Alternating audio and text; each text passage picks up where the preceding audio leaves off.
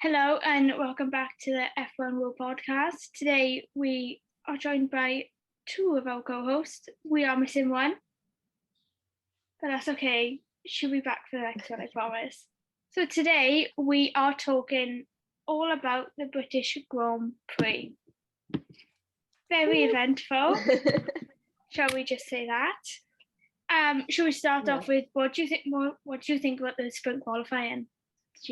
I really enjoyed it. I loved it. I actually really enjoyed it. I think it brought more to a Saturday. I just felt like there was more of and people got more monies. People got their money's worth as well.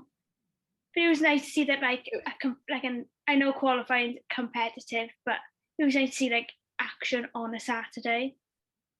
No, it was really weird watching it on the Friday, and I felt like I was watching Saturday. I was like, wait, hold on a moment. And then I was like watching the 17 lap race on the Saturday. I was like, wait, this is confusing. But I think in a way, it brings racing back, if that makes sense. It makes racing what it is meant to be, which is racing, not just getting the fastest lap. It's actually properly getting in there. So in that respect, I think it was a good one. Yeah, I agree. What were you going to say, Gab? I think the only thing that annoyed me was that the qualifying obviously made up for the sprint quali, and then obviously that was made for the race. I feel like the qualifying should have still been for the race. I feel like that's all I wanted from it, and that they should have done a reverse grid or something like that for the top 10, like they're doing F2 and F3. I think I would have enjoyed it more, but I don't really know. It did spice things. Yeah, I guess it was a trial and error, wasn't it? It did spice things up on the Sunday a bit more because obviously you had Carlos tangled with George, was it? And then George had the good. It did spice things a bit up, but I think I agree with Gab. They should have just do what they do in F2 and F3, and so F1's special though. They like to try their new things and try different things and hope that it works. And I think there was mixed reviews from drivers. I think some of the drivers were like, yes, I could see this, us using this going forward, but some of them were a little bit I think it was Max said he wasn't that keen on it, even though he got P1. But like Lewis, Lando, Daniel, I think George, I think they were all behind it. So the other thing, they renamed P1 as what did they rename it? Speed King. That's just weird. Yeah, that's weird. It's really weird. I didn't pick up on that. Yeah. I just. Yeah, I think they're trying new things, and yeah, they are. So another thing, go. 17 laps, 17. I expected it. Well, they do it more than F2. They had 20 what? It's 21? meant to be. They said it was going to be 3/4 or something of the actual race, and I think because Silverstone's 52, 17 worked out as 3/4 of. I don't ask about maths and equations, but I have no idea. But I know it was something along those lines. So I think that's how they worked out, because 17 is a very random number. Yeah, I agree. I was like, why is it shorter than the F2 sprint races? Yeah, it was to do with, I don't know where 3/4 came from, or third or something. I don't know, but there was something somewhere that said that it was to do with that. So don't quote me on that, because I'm not 100% sure, but it was something to do with that. So I suppose the first place to start is the big talking point of the weekend. The crash, the incident. First of all, can I just say, as I was watching it, I thought it was a racing incident. As I was watching it in the moment, I thought it was. But as I rewatch it, and then what happened with Lewis and Charles afterwards, I do think it was Lewis's fault. I do think he could have pulled a bit more over. But then again, I don't know. I'm still half and half. It's a tricky one. Yeah. Exactly. It's a tricky one, because I think at the moment I was like, racing incident, hands down racing incident. going back, like rewatching it, I'm like, I still do think it's a racing incident, but it's like 80-20. Like 80 to Lewis, 20 to Max, because obviously Lewis could have backed out easily. Max could have not turned in as much. Yeah. But, I think that's exactly what I was going to say. Yeah, the 10 seconds, makes sense completely. But what doesn't make sense is Red Bull's drama, but whatever. I remember watching the interviews at the end of the race, and I think the way Christian Horner went about it was really bad. It was so unprofessional. Agreed. And then what Max said on Instagram about how he was celebrating, what you've got to think of is, if I was the other way round, wouldn't Max be celebrating the win? Of course he would. Exactly. So, and if you think about it, let's go back to Bahrain a second last year. He was on podium celebrating his life away while Grosjean was literally in hospital after a worse crash. I'm just like, Yeah, no, it was one of those incidents where I can understand obviously why Red Bull are annoyed. I can understand why Mercedes are annoyed, because like when you rewatch the footage, yes, Lewis could have given more space, but Max also probably shouldn't have cut in. And it's a whole, obviously the Lewis fans are going to back Lewis, the Max fans are going to back Max, and the amount of stuff that's been on social media is actually against Lewis is actually disgusting, and people need to sort themselves out, because that is all kinds of wrong. And I think at the end of the day, what happened, the penalty was given, the penalty happened, and Lewis still won. And I think he won. He sent his regards to Max. The first thing he said over the radio was, "Is Max okay?" Yes, maybe in his interview after he could have said something about Max, because I don't think he did. And that, I think, is where people sort of was like, oh, well, he obviously doesn't care. It's like, well, no, he still won the race in his home country. He's not going to celebrate, is he? That's it is what it is. And even then, I do think so when he got to his post-race interviews, they were talking about Max in hospital, and he literally, like, all the colour like dropped from his face, and I don't think he actually knew. And I think it is really unfair. He didn't. He said he did. Yeah, he said, he was like, "Oh, I'm sorry, I didn't realise he was in hospital." So when he was celebrating his win, he had no idea. He thought Max was just off the track, and that was it. He had no idea he was in hospital. And I think to have the backlash, and for what, like you said, Chloe, what Max said on Instagram and Twitter and all that, that was not necessary. I think. I'm hoping he regrets what he posted. That was just an angry post, and it shouldn't have been posted. Yeah, like obviously it's sad to see that, like, he did have to go to hospital because of it. Like, but like at the end of the day, if it, like I keep on saying, if it was the other way around, would Lewis have been like, it was unsportsmanlike behaviour celebrating? Like, Lewis done his penalty, he served his punishment, and he come back and won it. He deserved the win, whatever anybody says, because he just showed that fighting spirit's still in him. And it's a controversial one for everyone. There's so much talk around it still, and I just think what happened. Max is fine, thank God, because he hit that barrier pretty hard, and he's fine, and he's back home and all this sort of stuff. And I think Lewis has got the win, and that's not going to change. It's it's a shame, but it is what it is. Next, can we please talk about Charles's performance? Can I just say, I was like, when that happened, and I didn't even realize that he overtook Lewis after it. I was too, like, in shock. And then it was like, oh, he's in front. It's not going to last long. And then the red flag, and we was all like, everyone's like, oh, he's going to get overtaken straight away. And then he held on for 50 laps. No, that was incredible. Don't get me wrong, I was happy for Lewis. I was devastated for Charles. So, like, I'm the same as in a Ferrari, I know I shouldn't be saying it in a Ferrari, but like, he wouldn't have done, no, the way And I reckon if he did not have those engine power cuts and all stuff like that, I think he would have won it. I think so as well, yeah.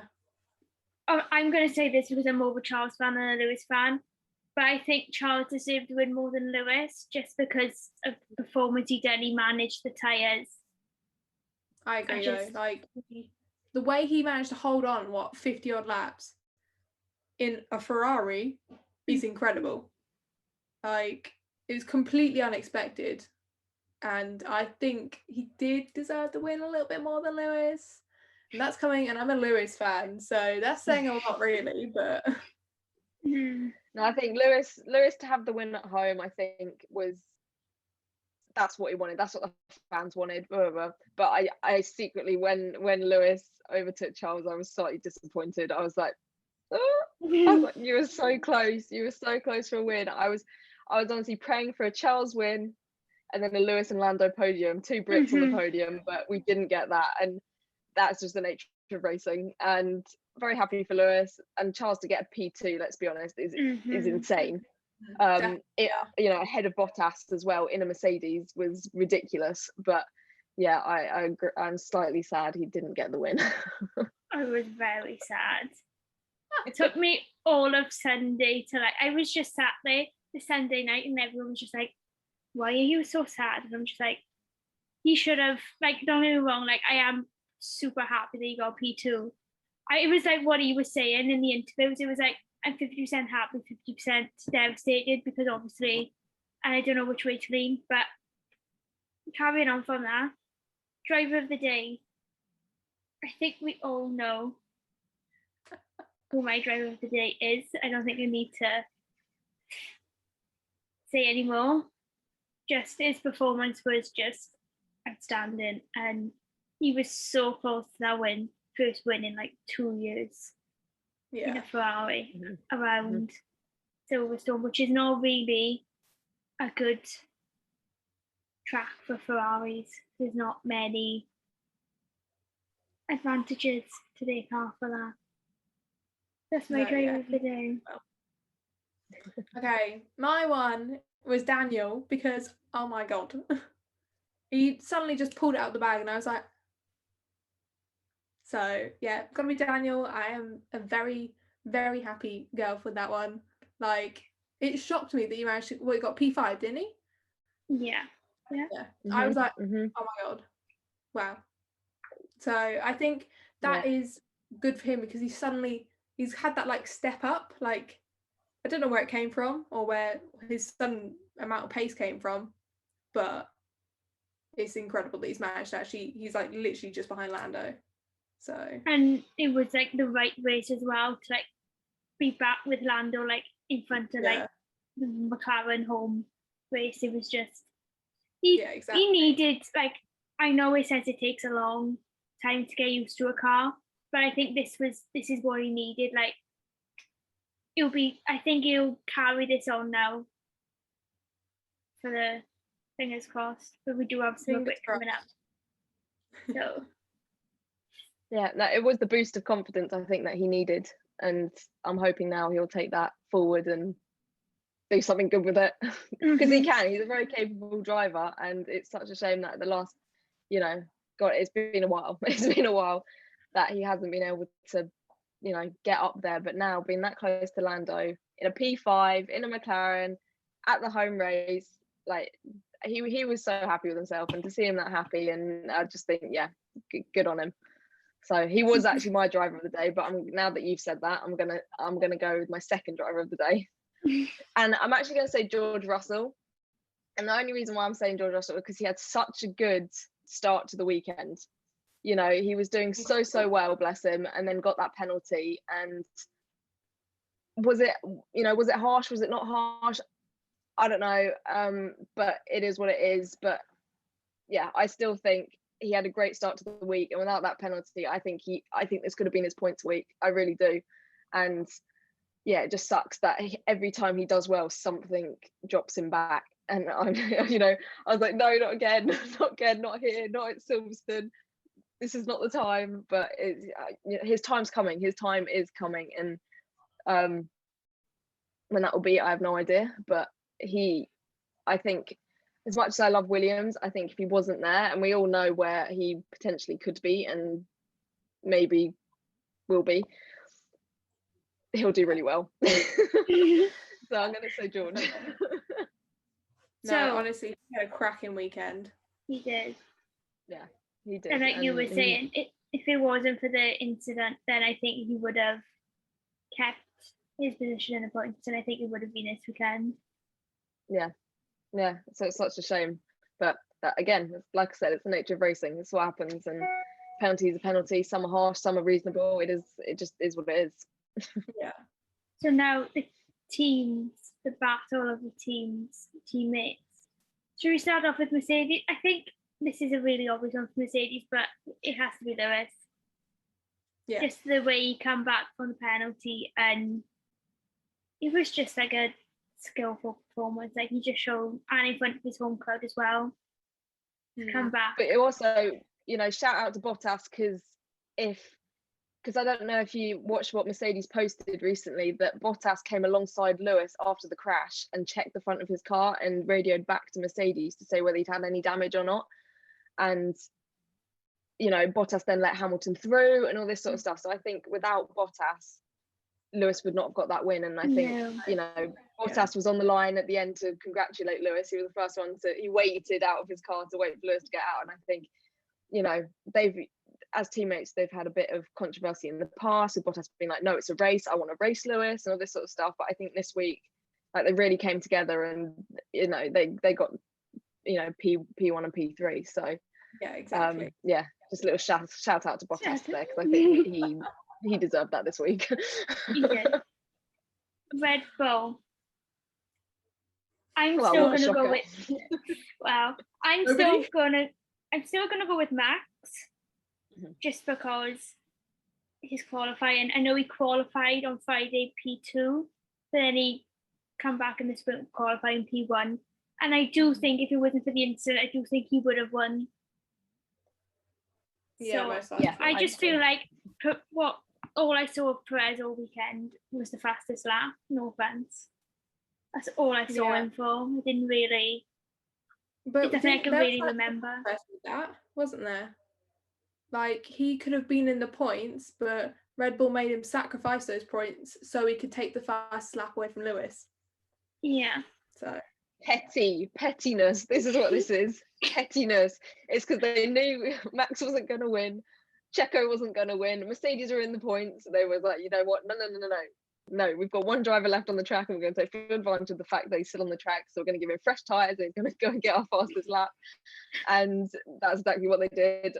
Whether that was a good thing or bad thing, it was 1 point. Yes, I know every point counts, but it's petty. I think it was petty, and I think Mr. Horner is one to blame for the pettiness that is surrounding Mercedes and Red Bull.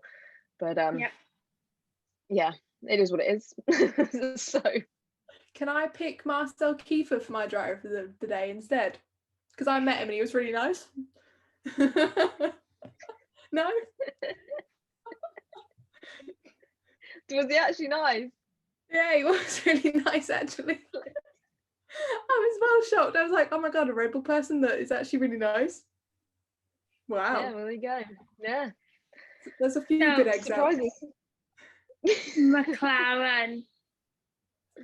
I'm going to go out there, and I'm going, as much as I think with Lando, what happened the previous weekend, and he did do well considering he wasn't in the right frame of mind, but I do have to give this one to Daniel. I just think that he just pulled this race out the bag, and this is going to be the start of the proper fight between McLaren and Ferrari. I think now they've got their two drivers on form.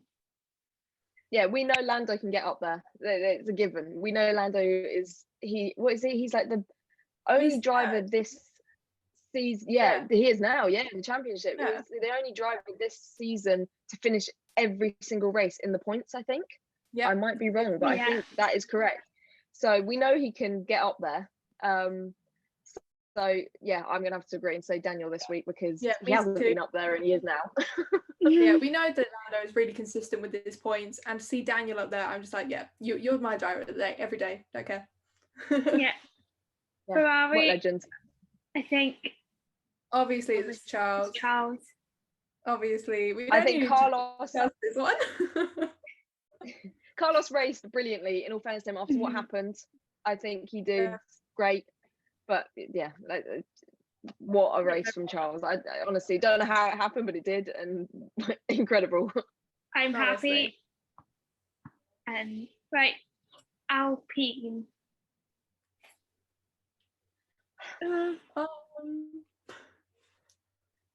Well, the one that's always up there is Fernando, isn't it? And considering he was finished P7, Ocon finished P9. Actually, it was about 4 seconds between them. Him coming through, he was weaving. qualifying? Man was weaving all over the place.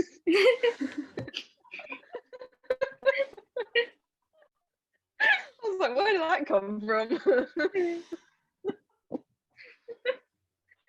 But no, he shot up there. Was that this race? This is when I get confused to which weekend I've watched. Was this the one where he started P11 and then he shot up to P4 or something because he cut through everybody? I don't know. I can't remember. I can't remember. Was it this weekend? Oh no, this is really bad. I should remember these things, but I think it was this weekend, because maybe it wasn't. Anyway, I'll talk about it anyway. He started, I think it was they started on the grid, so it must have been maybe it was this. Let me check sprint qualifying results. I've got to get this right. Alonso, because there was one, it might have been. Alonso finished P7 in the sprint qualifying. But I think when they took off, he started P11. Right, okay, yes, it was the sprint then. He started P11. As soon as the lights went green, or the lights went out, he shot up to P4. And I remember watching it and being like, hold on a second, how on earth did Alonso get up there? And then obviously he was overtaken by everybody. It was this race. it was. Yeah, so I remember it now. So Fernando Alonso, that's what I'm going to say, as Alpine. Oh God, my brain, it's too hot for this. It's too hot. We're all melting under pressure. Aston Martin. Can I just give a shout out to Sebastian Vettel? Can I just give a shout out to Sebastian Vettel for, after the race, going after and picking up the litter? After his DNF as well. So he's got a little soft spot in my heart, Sebastian Vettel. I love Sebastian. I do love him, and I think, yeah, unfortunately he didn't finish. He had that spin, which was no one's fault. I think his back end locked up and he just 180'd into the gravel and didn't finish. So in that respect, it should be Lance that should be the driver of the day, because he actually finished. But I'm sorry, there's something about Sebastian Vettel that you just can't not love. So, yeah, he picks up litter.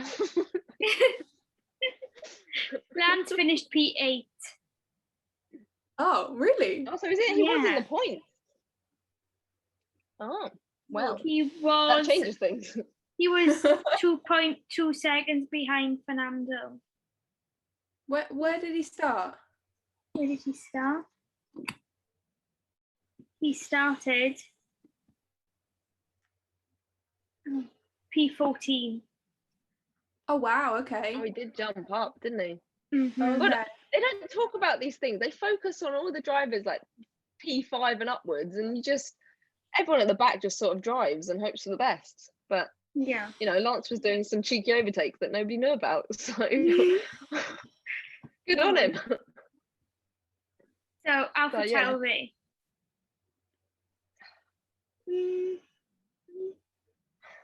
Again, where did they come? It's a tricky one. I think I'm leaning more towards Yuki. Yuki Yes. finished 10th and Gatti finished 11th. Oh, Yeah, okay. this wasn't Pierre's week, I don't think. No. He struggled throughout the weekends. He didn't do that great, and I mean, we've had him on a podium this season, so I don't And really sprint qualifying, the results, Gatti finished P12, so he made up a place, but Yuki finished P16, so he did make up for it too. Wow. Yeah, so AlphaTauri this wasn't really their weekend. I don't think, for both drivers. Yeah. And I think we'd have to give it to Yuki because like that's Yeah. quite a good, as a Yeah. rookie, that is really good. yeah, Moving on to think I'd Alfa have to Romeo. Raikkonen finished P13 and Giovinazzi finished P15 in the sprint qualifying.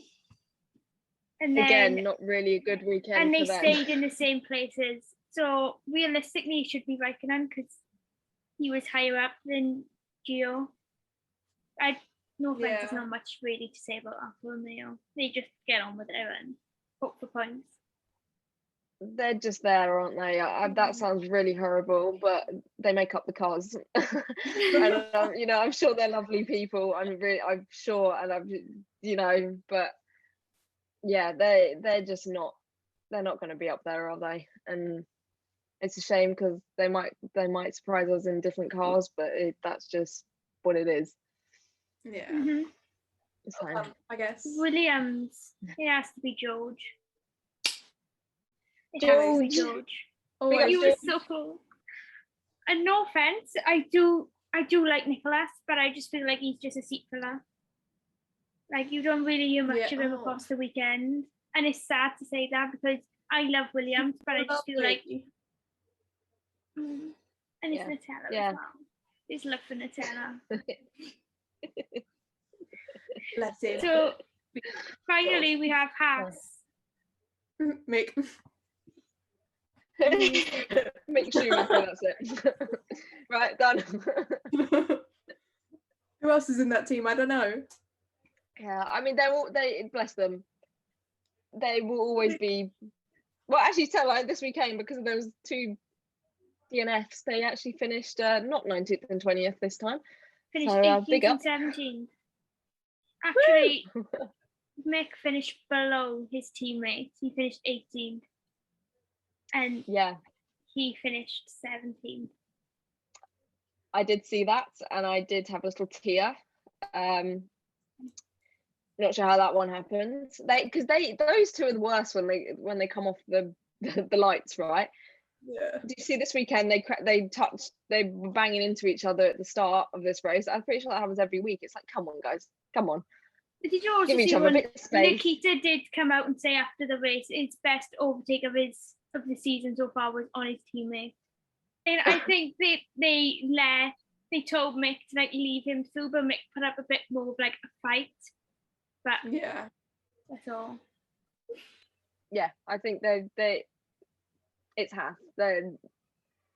I think they chat behind the scenes. They were like, okay, right, maybe today, like if you want to finish 19th, I'll finish 20th. Like we'll just change it up a bit. And Mick's like, mate, I'm getting 19th. And obviously this weekend, Nikita was like, mate, I'm getting ahead of you. And yeah, makes it a bit more exciting for them, bless them. So they're always getting lapped, and yeah. I don't think they were lapped this weekend, were they? Yes, they were. I think Charles and everyone up to George Russell got lapped. So in P12. There you go. There you go.